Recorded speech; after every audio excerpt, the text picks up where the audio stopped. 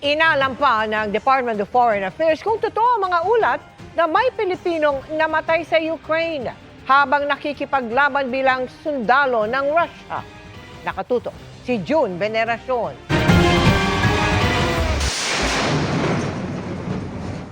Sa gitna ng pagpapatuloy ng giyera sa pagitan ng Russia at Ukraine, nakarating sa mga ahensya ng gobyerno ng Pilipinas ang ulat na ito ng Ukrainian news website na Euromaidan Press. Isang Pilipinong mercenary umano para sa Russia ang napatay sa engkwentro sa Donetsk region ng Ukraine. Nakabase ang ulat sa impormasyon mula sa website ng Military Intelligence Agency ng Ukraine. Base sa report na may mga litrato, isa ang Pilipino sa mga foreign mercenaries na nirecruit umano ng Russia at isinabak sa gera. Nakuha raw mula sa labi ng Pinoy ang mga armas, bala at maliit na papel kung saan nakasulat ang kanyang unit number, phone number at pangalan ng kanyang commander. Base raw sa datos na nakuha sa electronic device ng Pilipino, lumabas na sumailalim lang daw siya sa isang linggong basic training bago isinabak sa gera. Matapos daw mapuruhan, iniwan lang daw ang Pilipino na namatay sa gubat. Ang Department of Foreign Affairs, biniberipika pa raw kung totoo ang ulat. Hindi pa raw ito makumpirma ng Armed Forces of the Philippines at ng Philippine National Police. Sa ngayon po, hindi pa po natin ito ma-confirm because we have yet to receive word from official sources. Hindi po muna tayo mag-speculate po. It's still too early po to answer that. The Philippine National Police is coordinating with the DFA and other agencies to check the information and advises the public to refrain from speculation until facts are confirmed. Nitong Enero, 2 Pilipino naman papuntang Russia ang nailigtas ng Bureau of Immigration matapos mabiktima ng human trafficking. Para sa GMA Integrated News, June Veneracion, nakatutok, 24 oras. Magandang gabi mga kapuso. Ako po ang inyong Kuya Kim na magbibigay sa inyo ng trivia sa likod ng mga trending na balita. Marami ang nalula sa isang Amerikanong rock climber na tinangkang akyatin ang pinakamatayog na gusali sa Taiwan, ang Taipei 101. At take note, wala siyang gamit na anumang safety gear sa pag-akyat. Babala, delikado ito kaya huwag kagayahin. Abot langit ng kaba ng libu-libong katao sa labas at loob ng pinakamataas na gusali sa Taipei, Taiwan, ang Taipei 101. Nangan lalaking ito, lakas loob na tinangkang akyatin ng building nang walang kung anumang safety gear. Opo, walang lubid-lubid. Wala ring harness. Lula is real. Pero hindi raw siya nasisiraan ng bait. May pahintulot din daw ang ginawa niyang ito. Siya ang world-renowned American rock climber na si Alex Honnold, na nakilala sa kanyang mga buwis-buhay na free solo climbs. You know, I first saw Taipei 101 over 10 years ago and was like, wow, that's incredible for climbing. But at the time, didn't get the opportunity to actually climb it. More than a decade later, I'm like, oh, it's so great. What an opportunity. It's such a pleasure. Ang free solo ay isang form ng rock climbing kung saan ang climber o free soloist umaakyat sa isang cliff, bundok o rock formation na hindi gumagamit ng lubid, harness o anumang protective equipment. Kaya naman napakadelikado nito. Isang maling galaw lang, maaaring mauwi sa peligro. Pero si Alex hindi nalula rito. Katunayan, siya ang kauna-unang nakapag-free solo sa El Capitan sa Yosemite National Park sa Amerika noong June 2017.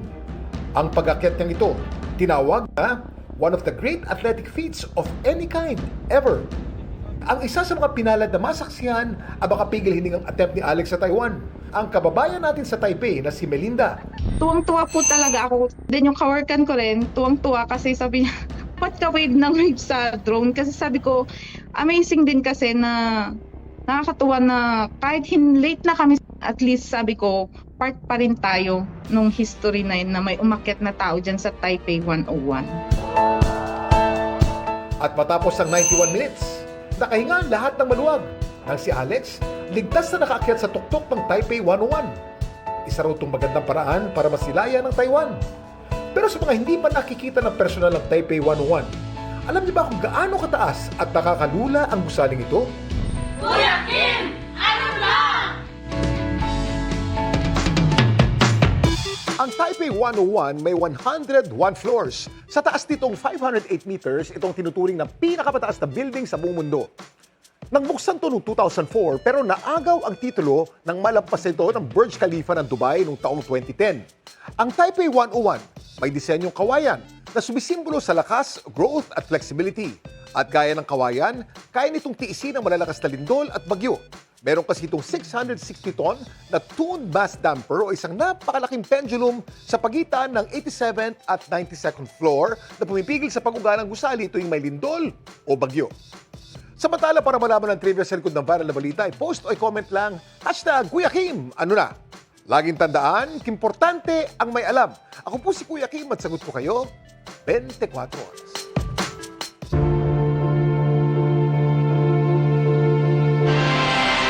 Inilipat na sa regular na kulungan sina dating Senador Bong Revilla at 4 na kapwa-akusado niya sa Ghost Flood Control Project sa Pandi, Bulacan. Magkakahiwalay sila ng selda kasama ng iba pang nakakulong sa New Quezon City Jail. Nakatutok si Mariz Umali. Saktong 1 linggo mula nang makulong si dating Senador Ramon Bong Revilla Jr. dito sa New Quezon City Jail Male Dormitory, gayon din ang 4 sa 6 na kapwa-akusado niya sa kasong malversation of public funds through falsification of public documents dahil sa 92.8 million peso Ghost Flood Control Project sa Pandi, Bulacan. Natapos na rin ang 7 araw na medical quarantine, kaya inilipat na sila ngayong araw sa general population. Ibig sabihin, inihalo na sila sa ibang preso. Una po, nilipat na po silang 5 yung dinala sa atin matapos ang kanilang quarantine per BJMP policy at sila ay nilagay sa general population sa isang ordinaryong selda kasama ang ibang PDL. Ayon sa BJMP, kasama ngayon ni Revilla ang 6 na persons deprived of liberty na walang kinalaman sa kontrobersyal na flood control project scam. Mga walang kinalaman dito at mga ordinary PDL lang din po na low risk lang din. Base sa security assessment, medical assessment at iba-iba pang factors katulad ng legal factors. Pati ang 4 na kapwa-akusado niya tulad ni Bryce Hernandez at JP Mendoza, isinama rin sa iba pang PDL na wala rin kinalaman sa kontrobersyal na issue. Ayon sa BJMP, bagamat lahat nasa general population na, magkakalayo ngayon ang mga selda ni na dating Senador Revilla, ang 4 na kapwa niya akusado sa Ghost Flood Control Project sa Pandi, Bulacan at 7 nauna nang ikinulong kaugnay naman sa 289 million pesos substandard flood control project sa Nauhan Oriental, Mindoro. Naghihigpit tayo hindi dahil sa VIP treatment kundi dahil sa nature ng case, high profile at kailangan din walang mangyari o sinisiguro natin walang mangyari sa lahat habang nasa kustodiyo ng BJMP. Pero bago nito nagsidatingan muli ang kanyang mga kaanak at kaibigan kasama ang may bahay na si Cavite 2nd District Representative Lani Mercado, mga anak na sina Cavite 1st District Representative Jolo Revilla at Agimat Party List Representative Brian Revilla. Nang tanungin kung may inaalala sila ngayong kahalunan ng ibang PDL si Revilla, we're praying that he will be safe. Okay. Nakakakain at nakakatulog naman po siya. Opo. nang tanungin kung kumusta ang ama, Like all I can say is he's coping and napakahirap din po ito para sa aming pamilya and we're all coping. But right now we're just staying strong as a family. It's hard for me to also express how I really feel because it's a hard position to be in right now. dumalaw ding muli ang kapatid na si dating Antipolo Mayor Andrea Bautista Henares at kaibigang si Nino Mulak na nagdala raw ng ensaymada para sa kanya. He's okay. He's good, he's good. Wala naman po sinabi pero malungkot lang siya. Kahit sino naman siguro masaikalong. Para sa GMA Integrated News, Mariz Umali, nakatutok, 24 oras. Hati ang opinyon ng mga mambabatas ng talakay ng Anti-Political Dynasty Bill. Gayunman, tiwala ang COMELEC at ang komiting may hawak nito sa Kamara na maipapasa ito bago ang 2028 presidential elections. Nakatutok si Bernadette Reyes. Matapos ang halos 40 taon mula ng ratipikahan ng 1987 Constitution, sa unang pagkakataon, seryosong tinalakay ng Committee on Suffrage and Electoral Reform sa Kongreso ang Anti-Dynasty Bill. Mahigit 20 House Bill o panukalang batas ang hinain ng mga kongresista. It has been close to 40 years since our Constitution was ratified with a provision intended to guarantee equal access to opportunities for public service and prohibit political dynasties. Ngunit kulang po ito ng isang enabling law. At ito na po ang nais nating ipasa sa 20th Congress. Sa ilalim ng Article 2, Section 26 ng 1987 Constitution, nakasaad ang pagbabawal sa political dynasties as may be defined by law o ayon sa maaaring ipakahulugan ng batas. Pero hanggang ngayon, wala pang batas na nagtatakda ng definisyon ng political dynasty.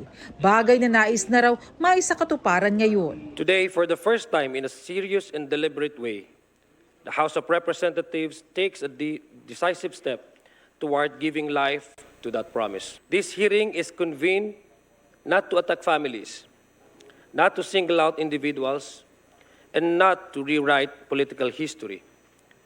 We are here because the Constitution commands us to act and because the Filipino people expect us to act. Mainit tiyak ang magiging debate dyan, lalo't ayon sa Philippine Center for Investigative Journalism, 212 sa 254 district representatives ay mula pamilya ng mga politiko. Sa datos naman ng GMA Integrated News Research, 30 sa mahigit 60 party list representatives ang may kaanak na halal sa pwesto. 22 naman sa 24 na incumbent senators ang may kaanak din na halal sa pwesto. Ngayon pa lang, hati na ang opinyon ng mga mambabatas kung nakabubuti ba o nakakasama sa bansa ang political dynasties. Ang Kongreso sa mahabang panahon ay naging instrumento upang panatilihin ang status quo na ito sa halip na buwagin. Ang politika sa Pilipinas ay dominado ng mga elitistang angkan na ginagawang negosyo at pribadong pag-aari ang posisyon sa gobyerno.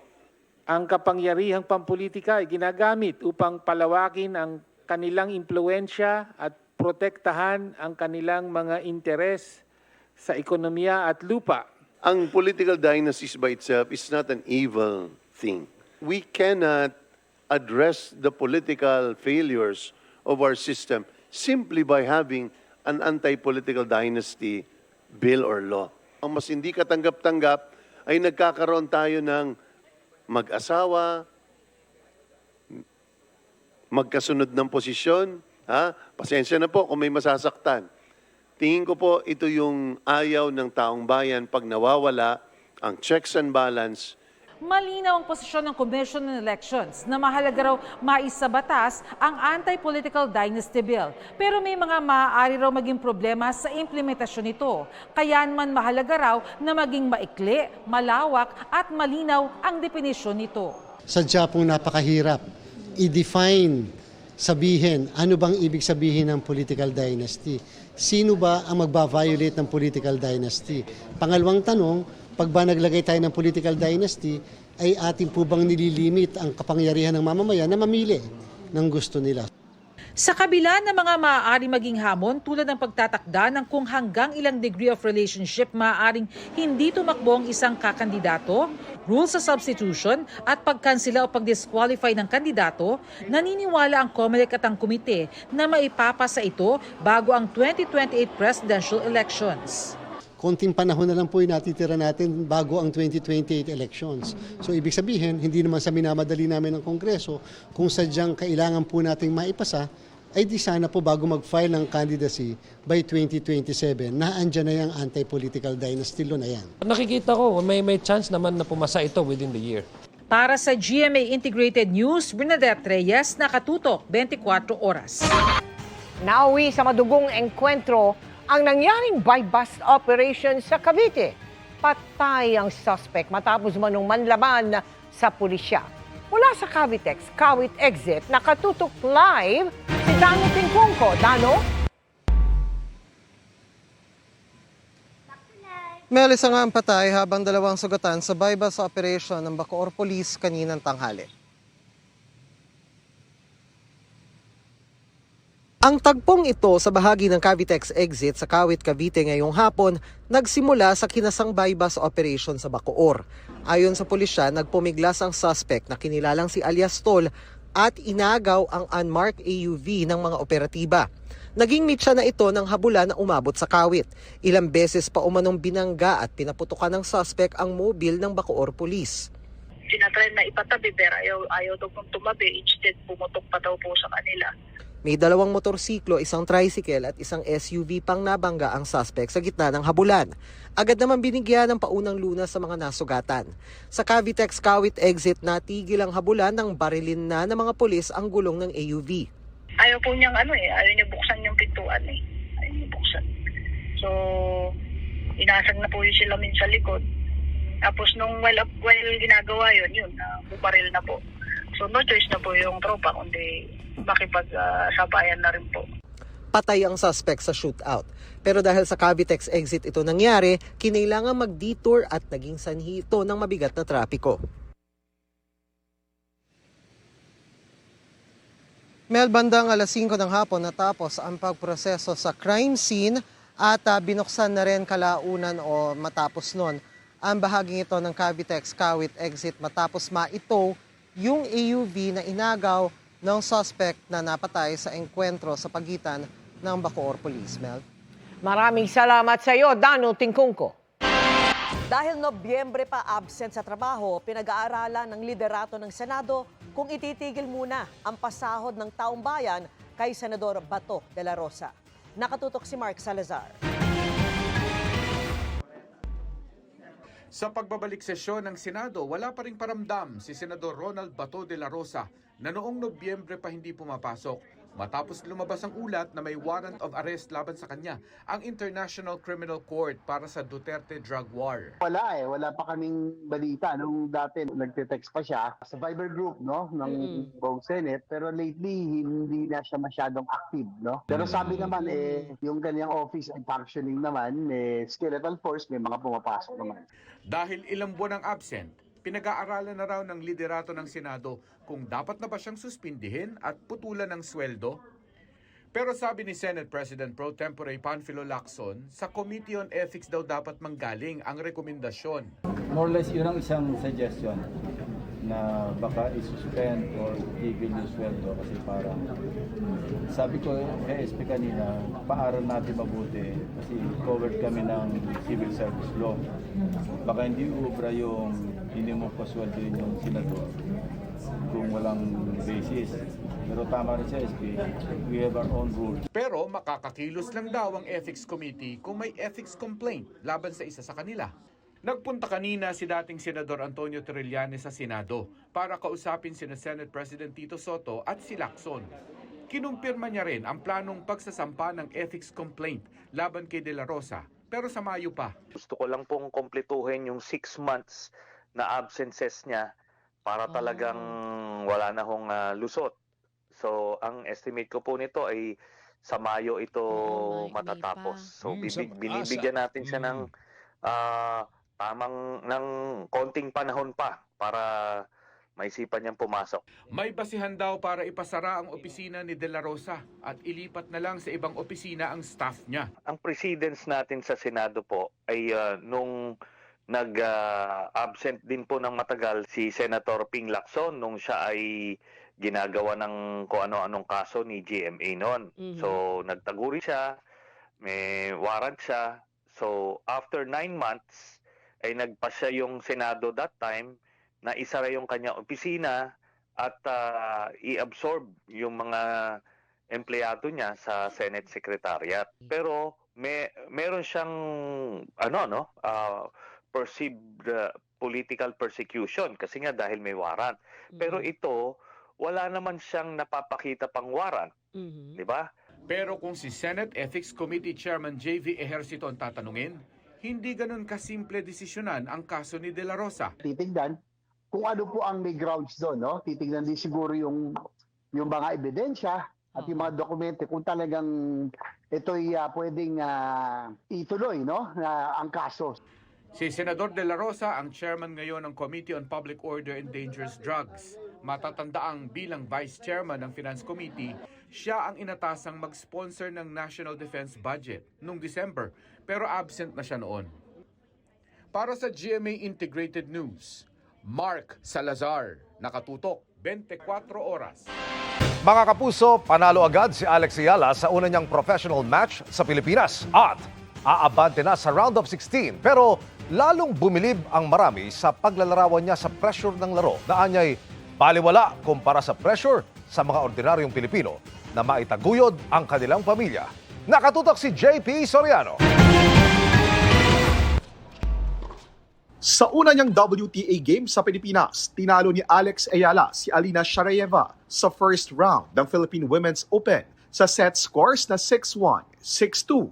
Jam-packed ang Rizal Memorial Sports Complex tennis courts, pero hindi lang sila ang humihiyaw para kay Alex, kundi maging mga fans sa mga katabing gusali na nakakatanaw sa nangyayaring laban. Naghiyawan din ang pagsang-ayon ng marami sa tugon niya sa post-game interview sa kung paano niya hinahandle ang pressure. Pressure is part of my job, but nothing compared to the pressures that regular everyday Filipinos have to face providing for their families. Pero hindi naging madali ang laban ni Ayala, lalo't nagpakita ng gila si Sharayeva sa second set. Tumawag din si Alex ng medical timeout na inabot ng 3 minuto. Sa post-game briefing, sinabi niyang wala naman siyang injury, pero nakaramdam ng kaunting discomfort sa hita. Yeah, there was a bit of discomfort and nothing serious. I have a day now to see how it goes. I'll just let it relax and wake up tomorrow, see how I feel. Yeah. Bahagian niya ito ng buhay atleta. It's a part of the job, so we have to find ways to best manage that and not let it affect us mentally. And Bagaman sumabak na sa mga pinakamalalaking international tennis tournament gaya ng Wimbledon, US Open at Australian Open, espesyal sa kanya ang unang WTA event niya sa Pilipinas. I think it really holds a special place in my heart. It's my first ever professional match at home, and I was able to spend it around family and around supporters and surrounded with love. So it's very special. Yeah. Bukod sa mga magulang ay personal ding nanood ang kanyang mga tiyahin at pinsan. She's really that nice girl, mabait na bata, very grounded. And we love her for that. She has a very nice personality. She's always active in our family gatherings, so I'm very thankful for that. She doesn't forget family. Tunay ngang sa home court, naglaro si Alex dahil sa kanyang pamilya. Makes me feel kind of at home. That's really what at home means for me, is to be with family and spend the time with the people who love me and I know will be there through thick and thin. Yeah. At mga kababayan. As a Filipino, we're also proud of her, and just seeing her do all of this and like thrive in her sport. It's really nice to see. Good luck, Alex, laban para sa Pilipinas. Para sa GMA Integrated News, ako po si JP Soriano. Nakatutok 24 oras. Damang-dama na ang excitement sa upcoming GMA Prime series na Never Say Die na mapapanood na next week. At ngayong araw, wala muna sa set ang mga bida sina Jillian Ward, David Licauco at Kim Jisoo dahil naglibot sila around Quezon City para masilayan ang fans. Ang kanilang kakaibang sinakyan, ichichika ni Nelson Cantas. Ordinaryong blue bus sa unang tingin. But if you look closer, isa itong mini studio.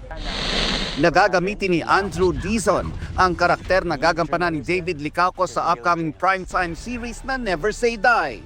Isang investigative journalist ang role ni David, kaya naman ang kanyang bus-turned mini studio, kumpleto sa editing at streaming equipment. Kabilang na ang isang set kung saan nagbo-broadcast ang kanyang karakter ng isang show na nag-iimbestiga ng mga krimen. Actually challenging yung aking role dito because I had to be, what do you call this? TV caster. Parang ikaw. Oo, journalist. So baka yung trabaho mo nga makuha ko. But today, hindi muna siya set ng serye.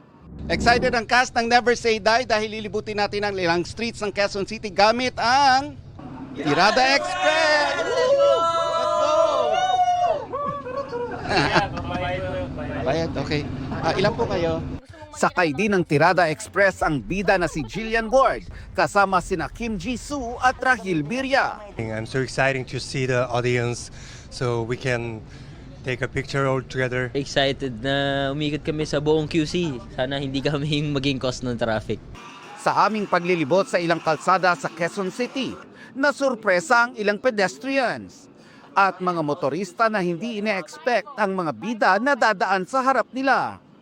Pero lahat ng madaanan, sinalubong sila ng mga ngiti at mga kaway na lubos namang tinanggap ng buong puso ng cast. Siyempre, I'm super excited. Alam niyo naman po, gusto ko talaga nakakita ng mga tao. So, na-excite ako. Nelson Canlas, updated sa Showbiz Happenings.